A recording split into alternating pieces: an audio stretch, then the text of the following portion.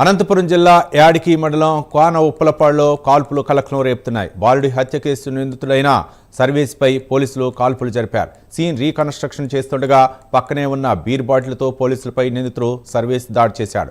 దాడిలో సీఐ కానిస్టేబుల్కు గాయాలయ్యాయి. దీంతో ఆత్మరక్షణ కోసం నిందితుడిపై పోలీసులు 6 రౌండ్లు కాల్పులు జరిపారు. పోలీసుల కాల్పుల్లో నిందితుడు సర్వేస్ కాళ్లకు బుల్లెట్లు గాయాలు కాగా తాడిపత్రి ప్రభుత్వ ఆసుపత్రికి తరలించారు.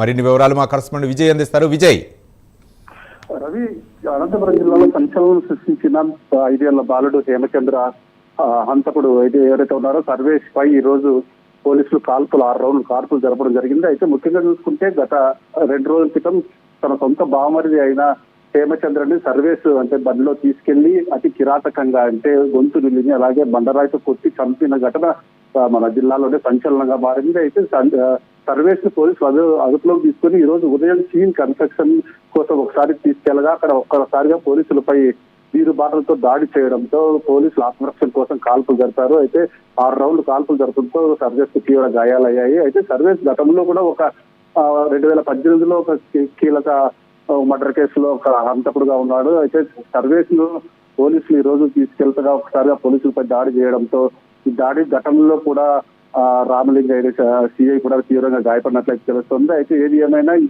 పరిణామాలు ఒకసారిగా జిల్లాలో కలకలం సృష్టించాయి. సొంత బావమరిదిని కత్తిచ్చిన ఘటన యాడికి మండలంలో తీవ్ర విషాద ఛాయలు అయితే నెలకొన్నాయి.